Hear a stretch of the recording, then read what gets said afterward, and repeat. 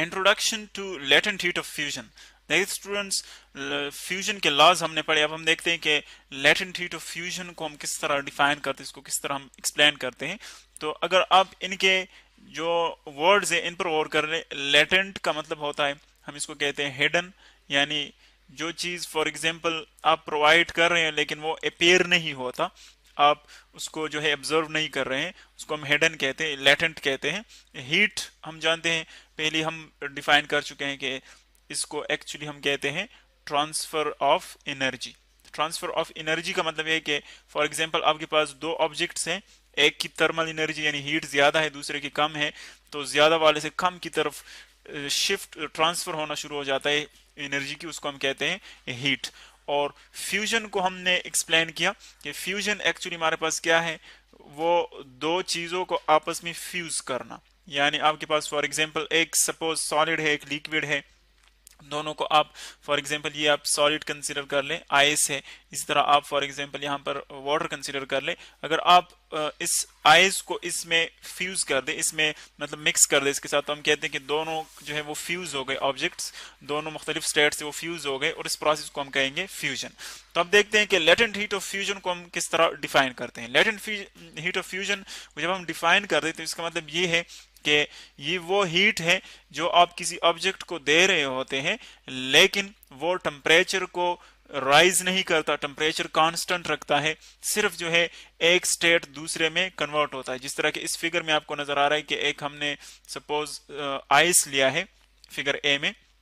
उसको हम heat up कर रहे हैं, देखिए आइस को दूसरे बी पार्ट में आप देखें, इसको हम हीट अप कर रहे हैं, तो देखिए जो आइस है वो हमने फिर येलो कलर से शो किया है, और जो व्हाइट है यहाँ पर वो फिर हम लिक्विड को शो कर रहे हैं। तो जो नीचे यहाँ पर वो फिर लिक्विड को शो कर रहा है, यानी जो आइस है वो कन्वर्ट हो रहा है किसमें, लिक्विड में। अब देखिए आइस और लिक्विड दोनों यहाँ पर एग्जिस्ट करते हैं, यानी कुछ आइस जो है वो लिक्विड में कन्वर्ट हुआ है और कुछ जो है अभी बाकी है वो कन्वर्ट हो रहा है। तो यहाँ पर दोनों जो है वो एग्जिस्ट करते हैं, तो हम कह रहे हैं कि दोनों फ्यूज हुए हैं, इस प्रोसेस को हम फ्यूजन कहेंगे। और जो हीट हम इसको प्रोवाइड कर रहे हैं, अब चूंकि दोनों एग्जिस्ट करते मिक्सचर है, तो इसका मतलब ये है कि जब तक आइस यहाँ पर एग्जिस्ट करेगा, जब तक पूरा का पूरा आइस मेल्ट नहीं होगा, उस वक्त तक टेम्परेचर क्या रहेगा, वो कांस्टेंट रहेगा। टेम्परेचर जो है वो चेंज नहीं होगा, कांस्टेंट रहेगा। तो कांस्टेंट टेम्परेचर पर जो हीट हम प्रोवाइड करते हैं किसी ऑब्जेक्ट का स्टेट चेंज करने के लिए, उसको हम कहेंगे लेटेंट हीट। क्योंकि यहाँ पर सॉलिड से हम लिक्विड की तरफ जा रहे थे, इसको इसीलिए इसको हम क्या कहेंगे, लेटेंट हीट ऑफ फ्यूजन। अगर हम इसको माइक्रोस्कोपिक लेवल पर देखें, तो सपोज इसको आप आइस के मॉलिक्यूल्स कंसीडर कर लें, दो मॉलिक्यूल्स फॉर एग्जांपल, हम कहते हैं कि ये इनके दरमियान क्या होता है, एक बिल्कुल स्प्रिंग की तरह हम कहते हैं कि इनके दरमियान एक बॉन्ड होता है। जिस तरह कि आप दो ऑब्जेक्ट्स को स्प्रिंग से बांध लेते हैं, फॉर एग्जांपल ये एक बॉल है, ये दूसरा बॉल है, इनको आप स्प्रिंग से बांध ले, देखें अब जब आप इसको इस तरफ फोर्स अप्लाई करेंगे, इस पर इस तरफ फोर्स अप्लाई करेंगे, एक दूसरे से इनको सेपरेट करना चाहेंगे, तो स्प्रिंग क्या करेगा, इनको फिर अपनी तरफ जो है वो अट्रैक्ट करेगा, यानी इनको जो एक दूसरे से दूर जाने की आप कोशिश करते हैं, स्प्रिंग जो है वो आपको रेजिस्ट करेगा, अपोज करेगा। तो बिल्कुल इसी तरह मॉलिक्यूल्स के दरमियान क्या होती है, एनर्जी होती है, बॉन्ड होता है। तो जब आप इन मॉलिक्यूल्स को एक दूसरे से सेपरेट करना चाहते हैं, तो क्या करेंगे, इनको एनर्जी प्रोवाइड करेंगे, यानी इतनी एनर्जी प्रोवाइड करेंगे कि आपकी जो एनर्जी है वो उस पर डोमिनेंट हो जाए, यानी जो बॉन्ड एनर्जी है उनके दरमियान, जो उनके दरमियान एनर्जी पाई जाती है उनको हम बॉन्ड एनर्जी कहते हैं, उस पर जब आपकी energy, given energy, thermal energy जो है आप प्रोवाइड कर रहे हैं वो डोमिनेंट हो जाए, तो फिर हम कहते हैं कि मॉलिक्यूल जो है वो एक दूसरे से दूर चले जाएंगे, यानी सेपरेट हो जाएंगे, इनके दरमियान डिस्टेंस बढ़ जाएगा। तो अगर आप इन दो मॉलिक्यूल्स को, फॉर एग्जांपल आप आइस के मॉलिक्यूल्स कंसीडर कर लें, जब आप इनको हीट दे देते हैं, तो क्या होता है कि इनकी थर्मल एनर्जी बढ़ती है, क्योंकि हीट क्या है, ट्रांसफर ऑफ एनर्जी है, पहले हम डिफाइन कर चुके हैं।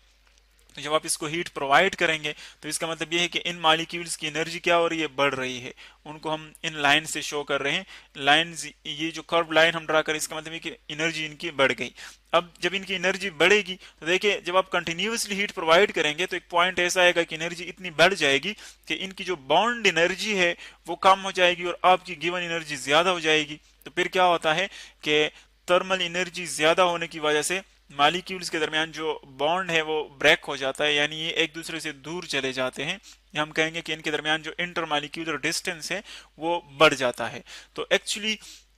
जब आप आइस को हीट अप करते हैं एक लो टेम्परेचर से, फॉर एग्जांपल हम कहेंगे कि -20 से, फॉर एग्जांपल -20 डिग्री सेंटीग्रेड से मैं इसको हीट अप करता हूं, तो हम जानते हैं कि इसकी जो मेल्टिंग पॉइंट है वो क्या है, 0 डिग्री सेंटीग्रेड है। तो जब आप -20 से इसको हीट अप करेंगे तो इसका मतलब ये है कि 0 से पहले ये मेल्ट नहीं होगी, क्योंकि ये नॉर्मल प्रेशर पर इसका टेम्परेचर है, मेल्टिंग पॉइंट है, उसके ऊपर ये जाकर मेल्ट होगी। तो जो -20 से आप इसको हीट देंगे 0 डिग्री सेंटीग्रेड तक, वो तो टेम्परेचर राइज करेगा, यानी जो हीट आप प्रोवाइड करेंगे वो टेम्परेचर राइज करने में यूज हो रहा है। अब 0 डिग्री सेंटीग्रेड पर जब आप पहुंच जाएंगे फिर भी आप इसको हीट प्रोवाइड करेंगे, लेकिन फिर आप देखेंगे कि सिर्फ मेल्टिंग होगी, सिर्फ आइस जो है वो लिक्विड में चेंज होगी, उसका स्टेट चेंज होगा, लेकिन टेम्परेचर क्या रहेगा, वो कांस्टेंट रहेगा, वो 0 ही रहेगा जब तक दोनों का मिक्सचर जो है वो मौजूद है,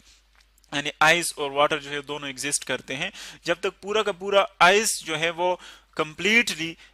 वाटर में लिक्विड स्टेट में नहीं चला जाता तब तक टेम्परेचर 0 ही रहेगा। तो यही थ्योरी है इसकी कि मेल्टिंग पॉइंट पर फिर जो हीट आप इसको प्रोवाइड करते हैं वो सिर्फ और सिर्फ बॉन्ड ब्रेकिंग में यूज होता है, बाकी जो इसकी काइनेटिक एनर्जी है पार्टिकल्स की उसको इंक्रीज नहीं करता। तो इसीलिए हम कहते हैं कि इस पॉइंट पर, इस बॉइलिंग पॉइंट पर, सॉरी मेल्टिंग पॉइंट पर इसका टेम्परेचर राइज नहीं करता, टेम्परेचर कांस्टेंट रहता है, और जो हीट आप प्रोवाइड कर रहे हैं जो हम कहते हैं कि हिडन है, वो टेम्परेचर को राइज नहीं करता, तो वो एक्चुअली बॉन्ड ब्रेकिंग में यूज हो रहा है, तो इसीलिए हम कहते हैं कि वो हिडन है। तो अब अगर आप देखें,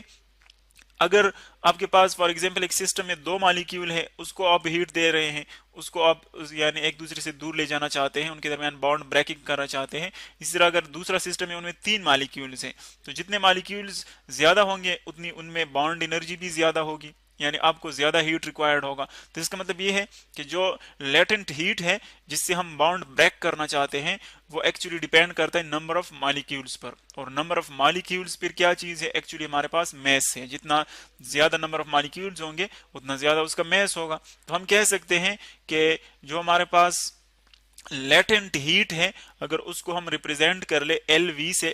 LF से, लेटेंट हीट ऑफ फ्यूजन, वो डायरेक्टली प्रोपोर्शनल है किसके लिए, मैस के लिए, यानी जितना ये ज्यादा होगा उतना रिक्वायर्ड होगा ज्यादा हीट आपको, जितना ये कम होगा उतना कम हीट रिक्वायर्ड होगा। तो इसी तरह अगर आप constant of sine of proportionality को हटाएं, इसको हम साइन ऑफ प्रोपोर्शनैलिटी कहते हैं, तो हम डिस्कस कर चुके हैं इसको पहले कि इसकी जगह हमारे पास 2 चीजें आती है, एक इक्वेलिटी का साइन आता है और दूसरा कांस्टेंट आता है। अब हर एक इक्वेशन में मुख्तलिफ कांस्टेंट होता है, यहाँ पर जो कांस्टेंट है उसको हम कहते हैं HF, और जो M है हमारे पास वो मैस, वो इसी तरह ही रहेगा। तो देखिए जो इक्वेशन हमारे पास बन गई उसको हम इक्वेशन 1 का नाम देते हैं। इसमें LF क्या है, लेटेंट हीट ऑफ फ्यूजन, यानी जो हीट आप उसको प्रोवाइड करते हैं कांस्टेंट टेम्परेचर पर, उसको हम कहते हैं latent heat of fusion. HF क्या है, इसको हम इसके बाद ही डिफाइन करते हैं, और M हमारे पास मैस है। तो अगर हम HF को देखें, HF को आप डिफाइन करना चाहे तो इसका मतलब ये कि M पर डिवाइड कर ले बोथ साइड, इसको भी डिवाइड कर ले, ये दोनों कैंसिल हो जाएंगे, तो HF की वैल्यू हमारे पास क्या बन जाएगी, HF हमारे पास बन जाएगा LF डिवाइडेड बाय M, यानी जो लेटेंट हीट, अब अगर आप एक यूनिट मास को प्रोवाइड कर देंगे तो फिर इसको हम HF कहते हैं, और इसको फिर हम कहते हैं स्पेसिफिक लेटेंट हीट, यानी अगर लेटेंट हीट हम एक यूनिट मास पर अप्लाई कर ले, यूनिट मास के लिए डिफाइन कर ले, तो फिर इसको हम स्पेसिफिक लेटेंट हीट कहेंगे। यानी LF और HF जो है उनमें फर्क ये हुआ कि LF जो है वो हम पूरे मास के लिए लेते हैं, जितना भी मास हो उसके लिए लेते हैं, लेकिन अगर हम सिर्फ HF की बात कर लें तो फिर यूनिट मास के लिए जो हम यूज करते हैं 1 किलोग्राम के लिए, उसको हम कहते हैं HF या स्पेसिफिक लेटेंट हीट। अब इसको आगे आप ग्राफ में देखें तो ग्राफ में हम देख रहे हैं कि फॉर एग्जांपल ये आइस आपके पास सपोज -20 डिग्री सेंटीग्रेड पर, देखें इसको आप हीट अप कर रहे हैं, ये वाई एक्सिस हमें टेम्परेचर शो कर रहा है और जो एक्स एक्सिस उस पर हमने टाइम को लिया हुआ है। तो देखें दोनों जो है पहले इंक्रीज हो रहे हैं, देखिए ये लाइन आपको शो कर रही है कि टेम्परेचर भी इंक्रीज हो रहा है, -20 से जाकर 0 तक टाइम भी गुजर रहा है, लेकिन 0 पर देखें फिर वक्त जो है उसका टाइम का जो ग्राफ है वो जा रहा है, लेकिन टेम्परेचर कांस्टेंट है, यानी ऊपर लाइन नहीं जा रही। तो इसका मतलब ये है कि इस पॉइंट से लेकर इस पॉइंट तक टेम्परेचर कांस्टेंट है, और इसमें सिर्फ फेज ट्रांजिशन होती है, यानी सिर्फ सॉलिड लिक्विड में चला जाता है, बॉन्ड ब्रेकिंग होती है, बाकी टेम्परेचर राइज नहीं करता। फिर इसके बाद जब पूरा का पूरा सॉलिड लिक्विड में चला जाए तो उसके बाद देखे फिर टेम्परेचर राइज करता है। तो ये हमारे पास ग्राफ है कि किस तरह हम इसको रिप्रेजेंट करते हैं।